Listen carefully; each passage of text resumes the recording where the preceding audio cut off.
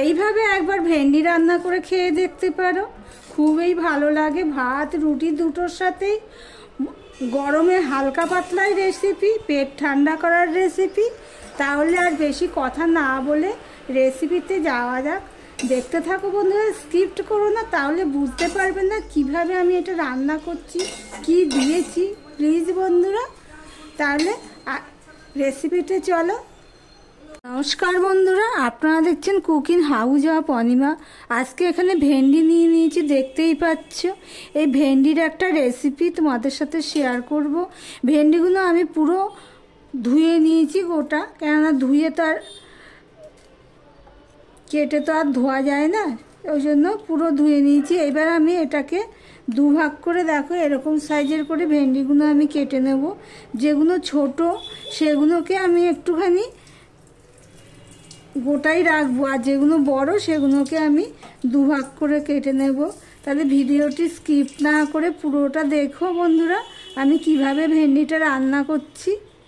কেটে নিয়ে ফিরে আসছি, দেখতে থাকো বন্ধুরা। দেখো বন্ধুরা, এদিকে একটা কড়াই বসিয়ে দিয়েছি। কড়াইটা ভালো করে গরম করতে হবে। এবারে দিয়ে দিলাম সাদা তেল।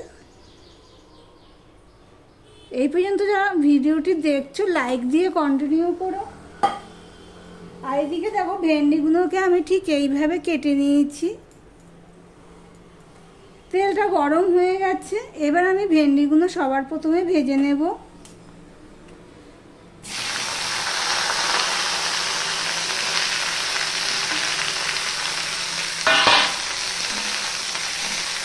গ্যাসের ফ্লেমটা কিন্তু আমি হাই হিটেই দিয়েছি, কেন ভেন্ডি ধুয়ে কেটেছি, তবুও মনে হয় একটু একটু জল রয়েছে।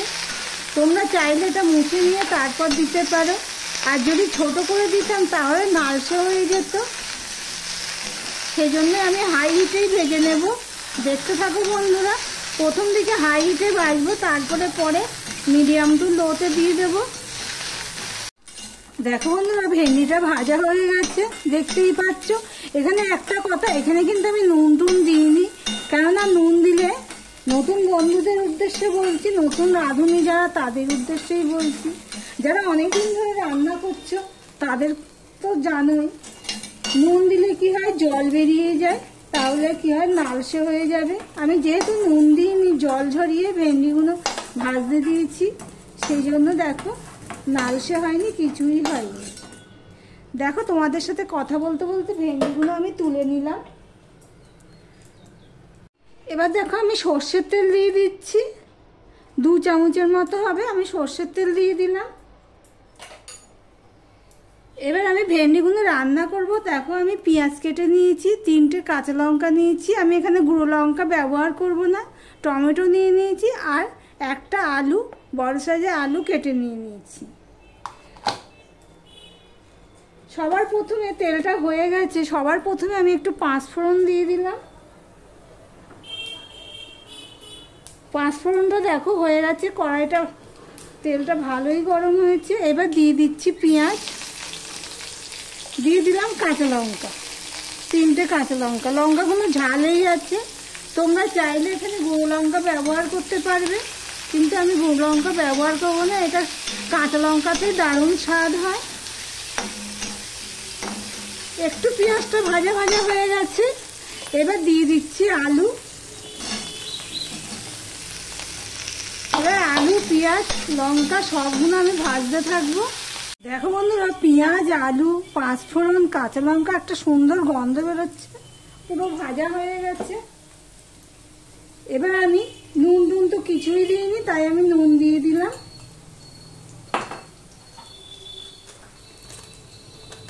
দিয়ে দিলাম হলুদ 1/2 চামচ, আর 1/2 চামচ আমি ধনের গুঁড়ো দিয়ে দিলাম, আর 1/2 চামচ আমি জিরের গুঁড়ো দিয়ে দিলাম।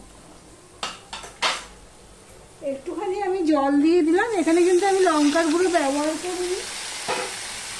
আর দিয়ে দিলাম এই টমেটোটুকু। তোমরা চাইলে একটু লঙ্কার গুঁড়ো দিতেই পারো, যারা পছন্দ করো। আমিও পছন্দ করি, কিন্তু আজকে আমি নিরামিষ রান্না, ভাত রুটির তরকারি, তাই জন্য আমি আর গুঁড়ো লঙ্কা দিলাম না। এই পর্যন্ত যারা ভিডিওটি দেখছো লাইক দিয়ে কন্টিনিউ করো। এবার আমি এটা কষাতে থাকবো, দেখতে থাকো বন্ধুরা। দেখো বন্ধুরা, কষানো হয়ে গেছে, তেল ছাড়তে শুরু করেছে। আর আমি কাঁচা লঙ্কাগুলোকে এইভাবে খুন্তি দিয়ে দিয়ে পুরো পেস্ট করে দিয়েছি যতটা পেরেছি। টমেটোগুলো কিন্তু আমি করিনি, কেননা গোটা গোটা যতটা থাকবে, তাতে কি হবে, দেখতে ভালো লাগবে তরকারিটা, আর দেখতে ভালো লাগবে তো খেতেও ভালো লাগবে। এবার দিয়ে দিলাম আমি ভেন্ডিগুলো, সম্পূর্ণটা আমি মিশিয়ে নিচ্ছি, দেখতেই পাচ্ছ মশলার সাথে দিয়ে একটুখানি আমি কষিয়ে নিচ্ছি।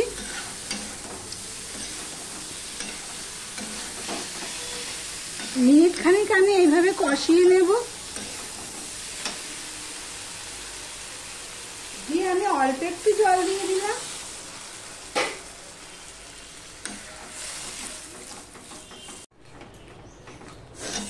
জলটা দেখো আমি অল্প করেই দিয়েছি, কেননা আমি এখানে পোস্ত দেব।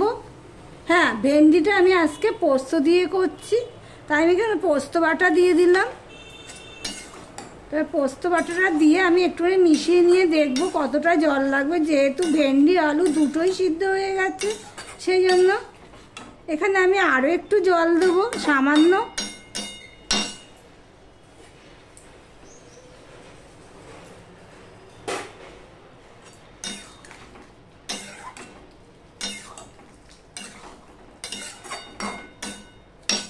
এবারে দিয়ে দিচ্ছি একটুখানি চিনি, 1 চামচের মতো আমি চিনি দিয়ে দিলাম, দিয়ে মিশিয়ে নিলাম। আমি এতক্ষণ কিন্তু ঢাকা দিইনি, এবার আমি ঢাকা দিয়ে দেব। দেখো তরকারিটা যেই ফুটে উঠেছে, আমি কিন্তু ঢাকনাটা নামিয়ে নিলাম।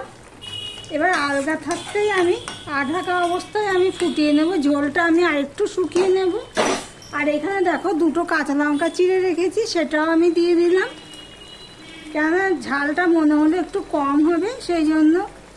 ঝাল তো হবেই না, এই তরকারিটা মিষ্টি মিষ্টিই হয়, কিন্তু তবুও তো একটু কাঁচা লঙ্কার ফ্লেভারটা লাগবে, সেই জন্য আমি আরও 2টো কাঁচা লঙ্কা কেটে নিয়েছিলাম, সেটা আমি দিয়ে দিলাম। এবার আমি আর একটু ফুটিয়ে নিচ্ছি, দেখতেই পাচ্ছ বন্ধুরা ঝোলটা শুকিয়ে গেছে। এবার আমি দিয়ে দিচ্ছি একটুখানি সর্ষের তেল কাঁচা, এই তেলটা দিলে কি হয়, ফ্লেভারটা খুব ভালো আসে। দেখো তোমাদেরকে নেড়ে দেখাচ্ছি কতটা শুকনো হয়েছে। এবার আমি গ্যাসটা অফ করে দেব, আর ঢাকা দিয়ে স্ট্যান্ডিং টাইমে আমি রেখে দিলাম। আর ভিডিওটি আজকের মতন এখানেই শেষ করলাম।